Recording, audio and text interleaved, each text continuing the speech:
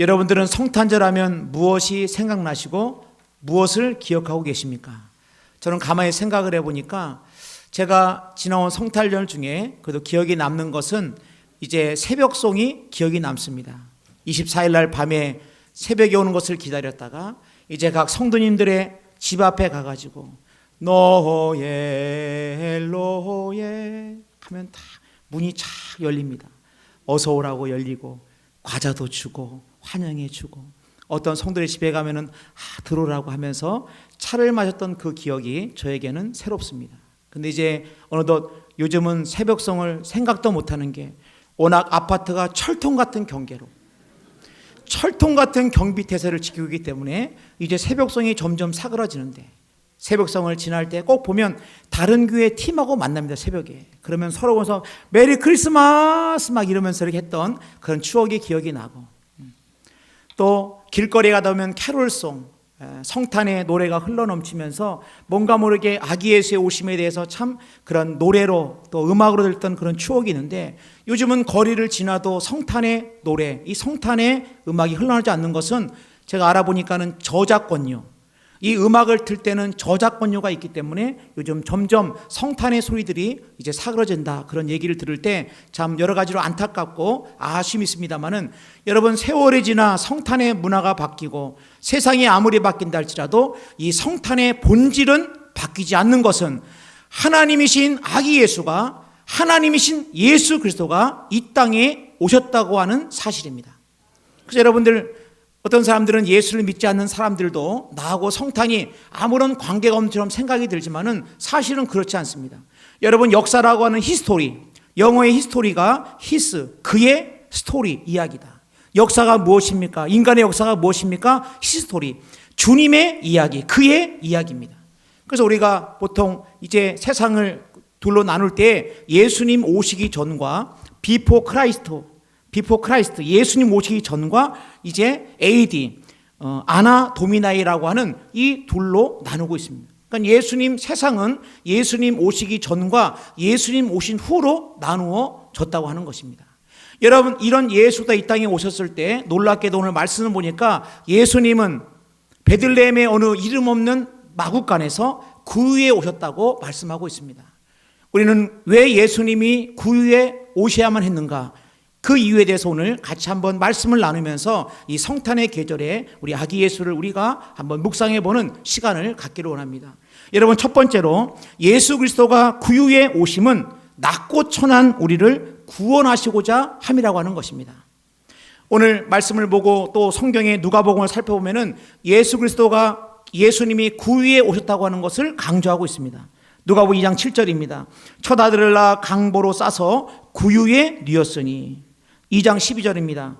너희가 가서 강보에 쌓여 구유에 누워있는 아기를 보리니 누가복음 2장 16절입니다. 빨리 가서 마리아와 요셉과 구유에 누인 아기를 찾아서 오늘 예수 그리스도가 구유에 오셨다라고 말씀하고 있습니다. 여러분 우리가 언뜻 생각할 때 하나님께서 구원의 놀라운 계획을 가지실 때 이왕이면 화려한 곳 이왕이면 사람들의 주목이 받는 곳 그곳에 예수 그리스도가 오실 것 같은데 놀랍게도 예수님은 누구의 주목도 어떤 누구도 별로 관심이 없을 법한 마구간에 이 초라한 마구간에 구유에 오셨다고 하는 것입니다. 여러분 그 이유가 무엇일까? 성경은 구유의 눈이 아기에 대해서 뭐라고 말씀하면 표적이다 이렇게 말씀하고 있습니다. 우리가 요한복음의 7가지 표적에 대한 말씀을 나누면서 표적이 뭡니까? 이적, 표적, 기사. 이 표적이라는 건 뭐냐면은 이 표적은 하나님의 그 놀라운 구원의 계획과 하나님의 그 높으신 경륜을 우리가 이해할 수 있고 우리가 알아들을 수 있도록 사건이나 어떤 이런 말씀을 통해 가지고 우리에게 하나님의 그 기쁘신 뜻을 알려주는 것이 바로 이 표적입니다. 오늘 말씀 보니까 구유에 놓인 아기가 예수 그리스도가 표적이라고 말씀합니다. 누가복음 2장 11절입니다. 오늘 다윗의 동네에 너희를 위하여 구주가 나셨으니 곧 그리스도 주시니라. 너희가 가서 강보에 쌓여 구유에 누워있는 아기를 보리니 이것이 너희에게 표적이다 하더니 여러분 이 말씀이 무슨 말씀입니까? 그러니까 여러분 구유에 누인 아기 예수가 표적이다. 하나님의 그 놀라운 그 계획과 섭리가 하나님의 놀라운 구원의 계획이 나타나 있는 것이 뭐냐? 구유 위에 누워있는 아기라고, 구주 예수 그리스도라고 말씀하고 있습니다. 그래서 오늘 2장 10절 말씀 보니까 오늘 다윗 동네에 너희를 위하여 구주가 나셨으니 곧 그리스도 주시니라. 그래서 이 구유에 놓인 아기는 누구냐? 그리스도시고 우리를 죄로부터 구원하실 구원자라고 말씀하고 있다고 하는 것입니다. 그럼 여러분 왜 구유일까? 여러분 이 구유는 십자가하고 연결이 됩니다. 이 구유는 나무로 만들어졌습니다. 예수님은 나무로 만든 이 짐승의 먹이통에 이 구유에 오셨습니다. 그리고 예수님의 마지막은 끝은 나무에 달려 나무로 만든 십자가에 예수님은 못 박혀 죽으시고, 이 죽으심은 우리의 죄를부터 우리를 구원하시기 위한 예수님의 놀라운 사랑이었습니다. 그러니까 여러분 예수님은 나무로 만든 구유에 태어나셨고, 예수님은 나무로 만든 십자가에 못 박혀 죽으심으로 예수님이 이 땅에 오신 것은 다른 그 무엇 때문이 아니라 우리의 죄를 구원하실 구원자로 이 땅에 오셨다고 하는 것입니다. 그래서 이 나무로 만든 구유에서 태어나시고 나무로 만든 십자가의 죽으심에 대해서 베드로전서 2장 24절 25절은 이렇게 말씀하고 있습니다. 친히 나무에 달려 그 몸으로 우리 죄를 담당하였으니 이는 우리로 죄에 대하여 죽고 의에 대하여 살게 하려 하심이라.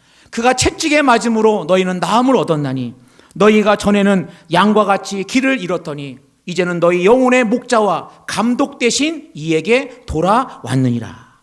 여러분 예수 그리스도가 이 땅에 나무로 만든 구유에 오심은 이 십자가와 연결된다고 말씀을 드렸습니다. 왜 예수님이 나무에 달린 십자가에 박혀 죽으셨느냐? 분명하게 말씀하는 것은 우리의 죄를 담당하시고 우리의 죄에 대하여 죄로 죽은 우리를 살리시기 위하여 예수님께서 십자가에 죽으셨고, 예수님은 이 십자가에 죽으실 그 구원하실 목적을 가지고 이 땅에 오셨고, 그리고 예수님의 오심은 나무로 만든 구유의 오심으로 예수 그리스도께서 이 놀라운 구원의 사역을 시작하셨다고 하는 것입니다. 여러분 그러므로 이제 예수님은 낮고 천한, 어쩌면 냄새나고 초라한 마구간에 오셨습니다. 우리가 언뜻 생각할 때 아니 예수님이 왜 굳이 이렇게 낮고 낮은 마구간에 이 구유에 오셨을까?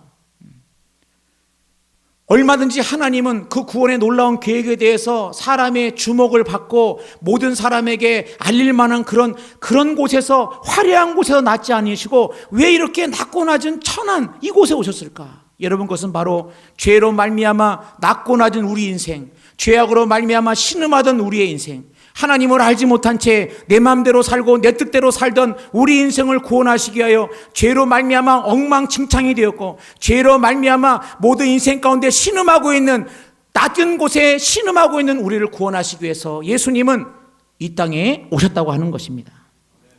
그래서 여러분 제가 목회를 하면서 이제 신방을 할 때 보면은 이렇게 신방 받는 우리 성도님이 이런 말씀할 때가 있어요. 목사님, 저희 집이 너무 누추해가지고 부족하지만 그래도 목사님 신방받기를 원합니다. 그리고 누추하시다 그래가지고 제 집에 가보면은 제가 볼 때는 누추한 집이 하나도 없습니다. 왜냐하면 제가 어릴 때 살았던 집은 지하실 방에 햇빛이 안 들었기 때문에, 여러분 지하실 방에 햇빛이 안 들면은 이게 곰팡이 같습니다. 그래가지고 이 곰팡이도 있고 뭐 이렇게 우중충하고, 제가 그런 곳에 살았었기 때문에 우리 성도님들이 목사님 저희 집은 누추해요. 가보면은 제가 볼 때는 너무너무 화려하고 너무너무 멋집니다. 여러분 예수님께서 구유에 오셨다. 그 때문에 예수님은 어떤 상황이든지 어떤 사람이든지 간에, 냄새나는 사람, 죄악 가운데 신음하는 사람, 실패하여 더 이상 일어설 수 없는 사람, 예수님은 이 땅에 오셨을 때 예수님은 우리가 겪을 수 있는 모든 고난과 고초를 예수님은 이해하셨기 때문에, 만약에 예수님이 왕궁에 태어났다고 한다면 어떻게 예수님이 우리의 눈물을 아셨겠습니까? 만약에 예수님이 왕궁에 태어났고 예수님이 편한 곳에 태어났다고 한다면 어떻게 이 땅에 사는 우리의 인생의 무거운 짐과 우리의 수고를 아셨겠습니까? 예수님이 이 땅에 사셨을 때 오해도 받으시고, 예수님은 재판도 받으시고, 예수님은 어떨 때 보면은 이제 많은 사람들이 다윗의 자손 예수여 환호도 받으시고, 이 모든 우리의 인생의 모든 걸음걸음, 인생에 만나는 모든 문제들을 예수님은 친히 다 아시고, 예수님은 이런 우리를 위해 가지고 우리의 모든 삶을 아시기 때문에 누구든지, 나는 어디서 태어난지 너희들이 아느냐? 나는 이 초라한 말구유, 이 짐승의 말 밥통에서 내가 태어난 것을 기억해라. 그리고 내가 이곳에 온 것은 다른 것이 아니라 죄악으로 신음하는 너희를 구원하기 위하여 내가 이곳에 왔다라고 말씀하고 계신다고 하는 것입니다. 그럼 여러분, 예수님이 구유에 오신 것은 낮고 천한 죄악 가운데 신음하고 있는 우리를 구원하시기 위하여 예수님은 이 구유에 오셨다고 하는 것입니다. 여러분, 두 번째로 예수 그리스도가 구유에 오심은 겸손한 왕으로 오셨다는 것을 보여주고 있어요. 왜 예수님이 하필이면 구유에 오셨느냐? 그것은 사람이 높아지려고 하였을 때 죄가 세상에 들어왔습니다. 여러분, 우리 인생의 모든 문제는 무엇입니까? 다 높아지려고 하기 때문에 그렇습니다. 대접을 받으려고 하고, 사랑을 받으려고 하고, 먼저 인정을 받으려고 하고, 먼저 높아지려고 하고, 늘 마음이 높은 곳에 있음으로 말미암아 어떻게 보면 죄가 세상에 들어온 것도 아담과 하와가 왜 범죄했습니까? 왜 선악과를 따먹었습니까? 이 선악과를 먹으면 너가 하나님과 같이 될 거야. 너가 하나님처럼 될 거야. 인간이, 피조물인 인간이 하나님과 같이 되려고 할 때 죄가 세상에 들어오고 말았다고 하는 것입니다. 그럼 여러분, 예수님께서는 높아지려고 하는 우리 인생 가운데 참다운 인생의 승리는 무엇이냐? 높아지는 것이 아니라 바로 낮아지는 것을 통해서, 낮아짐을 통해서 진정한 승리가 있고, 낮아짐을 통해서 우리 인생에 진정한 은혜가 있다는 것을 말씀해 주기 위하여 예수님께서는 친히 모범이 되시고 예수님 친히 구유에 나셨다고 하는 것입니다. 여러분, 그러므로 하나님의 은혜는 어디서부터 흘러넘치는 겁니까? 하나님의 은혜는 마치 산의 물이 위에서부터 계곡을 따라 쫙 흘러넘치는 것처럼 하나님의 은혜는 겸손한 자에게 하나님의 은혜가 흘러넘친다고 하는 거예요. 오늘 예수님은 하늘의 영광의 보좌를 버리시고 그 구유에 나심은 하나님의 놀라운 일들을 이루기 위함이신데, 하나님의 은혜, 하나님의 놀라운 일은 언제 해결되느냐? 주님, 저는 하나님 없이는 살 수 없습니다. 저는 주님의 도우심 없으면 한 발짝도 나갈 수가 없습니다. 저는 주여, 주님, 내 가난한 마음, 내 심령 가운데, 내 상한 마음 가운데, 내 상처받은 심령 가운데 주님, 주의 은혜가 필요합니다라고 주님 앞에 나갈 때 이 높은 계곡에서 물이 흘러 산으로 밑에 내려서 그 물이 흘러가는 것처럼 하나님의 은혜가 우리의 삶 가운데 흘러 넘친다고 하는 것입니다. 여러분, 그렇기 때문에 우리의 인생에 어디서 하나님의 은혜가 임하느냐? 낮은 마음 가운데, 겸손한 마음 가운데 하나님의 은혜가 임한다는 거예요. 교만하고 높은 마음 가운데는 하나님의 은혜가 임할 장소가 없다는 것입니다. 여러분, 오늘 오후에 오늘 우리 신희연 장로님 불과 한 달 전만 해도 육군 대장이셨습니다. 오늘 오후 3시에 우리 간증 집회로 오시는 우리 신희연 장로님은 비록 육군이셨지만 제가 우리 장로님, 대령 시절의 장로님을 뵙고 이제 시간이 지나면 지날수록, 우리가 언뜻 생각하면은 야, 별 4개 이 장군, 뭐 대단한 것 같고 막 한 것 같지만, 교만할 것 같지만, 여러분, 사실 하나님의 은혜를 아는 장군은 모든 것이 하나님의 은혜로만 된다는 것을 알기 때문에 겸손하다는 거예요. 아마 여러분 군생활 하시면서 별 4개 장군 못 보고 전역하신 분도 많으시라고 생각이 듭니다. 그러나 제가 군생활하면서 지켜보면은 우리 생각에 계급이 높으면 교만할 것 같고, 계급이 높으면 그 마음이 높을 것 같아도, 제가 만난 믿음의 사람, 믿음의 장군들, 믿음의 제독들은 얼마나 하나님 아버지 앞에 겸손한지 모릅니다. 하나님, 제가 어떻게 이 많은 부대를 제가 통솔할 수 있겠습니까? 하나님의 은혜가 아니고서는 저는 이 부대를 감당할 수가 없습니다. 늘 기도하는 장군이었고 늘 겸손하게 하나님 아버지 앞에 나왔던 그런 기도 군인들을 저는 봄을 통해 가지고, 여러분, 우리 인생 가운데 하나님이 왜 어떤 자에게 은혜를 주십니까? 겸손한 자에게 은혜를 주시기 때문에. 야고보 4장 6절입니다. 그러나 더욱 큰 은혜를 주시나니 그러므로 일렀을 때 하나님이 교만한 자를 물리치시고 겸손한 자에게 은혜를 주신다 하였느니라. 겸손한 자에게 은혜를 주시는 겁니다. 사실은 많은 공부를 한 사람은 공부를 하면 할수록 어떻게 되느냐? 겸손해집니다. 박사학위를 받았다? 박사학위를 받았다는 것은 공부가 끝났다는 것이 아니라 학위를 받았다고 하는 것은 야, 이제 비로소 공부가 시작하는구나. 많은 것을 배우면 배울수록, 많은 것을 알면 알수록 여러분, 사람은 더욱더 겸손해지고 더욱더 많은 것들을 인생을 살아보면 더 마음이 겸손일 때 여러분, 바로 그 인생이 축복의 인생입니다. 제일 무서운 사람이 책 한 권 읽고 그게 전부인 줄 아는 사람. 무섭습니다.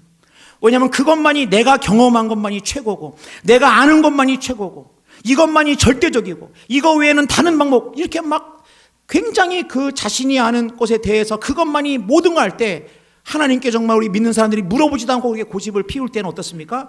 여러분, 그 마음 가운데는 하나님이 거하실 마음의 공간이 없다고 하는 것입니다. 여러분, 그러므로 예수님이 친히 이 땅에 내려오신 것은 뭡니까? 이 구해오신 뭡니까? 겸손의 왕으로 오신 것입니다. 여러분, 제가 생각을 해보니까 제가 누구의 초청을 받았을 때 어느 장소에 들어갈 때 가장 힘들게 들어간 적이 언젠가 이 말씀 묵상하면서 한번 생각을 해봤습니다. 그랬더니 제가 군에 있을 때 우리 영국에서 우리 군종 대표자 회의가 있는데 세계 각국의 한 40여 명의 군종 대표들이 모였는데 영국의 그 찰스, 지금은 왕입니다만은 우리 철수라고 하는데 이 찰스 그때는 왕자였죠. 이 왕자의 부인이 카밀라라고, 이 부인 다이애나 그 왕비의 그 다음 이제 했던 그 카밀라가 저희들을 윈저궁으로 초청을 했습니다. 그래가지고 윈저궁, 그 제가 궁전이 관광객들을 있어가지고 이렇게 그냥 뭐 줄 쳐놓고 구경하는 궁정이 아니라 진짜 사람이 사는 궁정에 제가 한번 초청을 받은 적이 있습니다. 근데 그 궁정에 들어가는데 얼마나 절차가 복잡하는지. 내 마음속에 사람을 초청해 놓고 이렇게 힘든 절차를 거쳐야 되나. 그리고 뭡니까? 만찬을 위해 가지고 이제 그 통로를 걸어가는데 그 통로가 사람 사는 집인데 세상에 천장은 얼마나 높고 벽은 뭐 잘은 모르겠습니다만 엄청나게 비싸 보이는 그림들이 걸려 있고 그러면서 마음이 점점 이렇게 좀 불편해지기 시작하는 거예요. 그러고 가서 이제 딱 식탁에 앉아서 딱 앉았는데 보니까 컵도 이거 잘못 건드리면 큰일 날 것 같은 거예요. 그래서 이걸 먹는 건지 마는 건지 모르고 제 마음속에 빨리 숙소에 가가지고 컵라면 먹어야 되겠다. 그런 생각을 했어요. 사람이 생각해서 이게 사람이 편하다는 게 마음이 편해야 편한 거구나. 이 궁전에 와가지고 내가 이 멋진 막 그림이 걸려있고 막 샹들리에가 막 어마어마하고 막 뭡니까 이렇게 멋진 이 궁전에 사람 사는 이 거실 직접 와봤지만 이게 숨 막힐 것 같은 그런 것을 겪으면서 사람이 마음이 편한 것이 가장 편한 것이고 사람이 마음이 편해야 가장 편한 곳인데 여러분의 인생에 주님이 품 안이 가장 편한 곳인 줄로 여러분 믿습니다.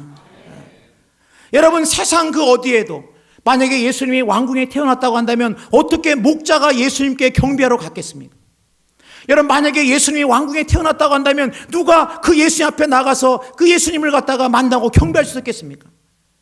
그러나 예수님은 낮고 낮은 이곳에 예수님은 마국간에 구유에 오신 이 예수로 말미암아 우리는 누구든지 그 예수를 만날 수 있고 누구든지 그 예수를 높일 수 있고 누구든지 그 예수를 통하여 문턱이 없는 그 예수를 찬양할 수 있는 그런 놀라운 은혜를 얻었기 때문에 예수님이 그와 같이 하늘의 영광의 보좌를 버리고 겸손했다고 한다면 우리의 마음은 늘 주님이 없이는 나는 한 발짝도 나갈 수 없다고 하는 그런 고백이 우리 가운데 있어야 한다는 것입니다. 여러분 세 번째로 예수 그리스도가 구유에 오심은 우리에게 생명의 양식이 되기 위함입니다. 여러분 예수님은 이제 베들레헴에서 태어났습니다. 베들레헴의 뜻이 뭡니까? 베트, 집입니다. 그리고 레헴이면 떡입니다. 떡. 그러니까 베들레헴이란 떡이 뭐냐? 베들레헴은 떡의 집이다. 떡집이다. 그런 뜻입니다. 그러니까 베들레헴 이 이름 자체가 떡집입니다. 그리고 예수님이 이 땅에 오실 때 예수님은 구유에 오셨습니다. 여러분 구유는 뭡니까? 짐승의 먹이가 들어있는 곳, 양식이 있는 곳이 바로 구유입니다. 예수님이 구유에 오신 것은 우리에게 생명의 양식을 주시기 위해서 오셨다는 거예요. 그래서 예수님 자신에서 나는 누구냐? 나는 생명의 떡이라고 말씀하고 있습니다. 요한복음 6장 32절입니다. 예수께서 이르시되 내가 진실로 진실로 너에게 이르노니 모세가 너희에게 하늘로부터 떡을 준 것이 아니라 내 아버지께서 너희에게 하늘로부터 참떡을 주시나니. 모세가 광야에서 만나로 떡을 줬던 거 모세가 준 것이 아니라 하나님이 주셨는데 그 만나 그 당시의 떡은 먹으면 또 먹어야 되고 먹으면 배고픈 떡이지만 이제 너희가 참떡이 있다. 그래서 6장 33절입니다. 하나님의 떡은 하늘에서 내려 세상에 생명을 주는 것이니라. 하늘의 떡이 뭐냐? 세상에 생명을 주시기 위해서 떡이 내리는데 그 떡이 누구냐? 그때 제자들이 묻습니다. 요한복음 6장 34절입니다. 그들이 이르되 주여 이 떡을 항상 우리에게 주소서. 제자들이 뭡니까? 주님 우리에게 생명을 떡을 주세요. 그때 예수님이 뭐라 그럽니까? 예수님이 나는 생명의 떡이라고 말씀하시는 거예요. 요한복음 1장 35절입니다. 예수께서 이르시되 나는 생명의 떡이니 내게 오는 자는 결코 줄이지 아니할 터이요 나를 믿는 자는 영원히 목마르지 아니하리라. 예수님이 생명의 떡이라고 말씀하고 있다고 하는 것입니다. 여러분, 그 때문에 우리의 인생 가운데 어떤 인생이 복된 인생입니까? 이 생명의 떡을 먹고 마시는 인생이 가장 복된 인생이라는 거예요.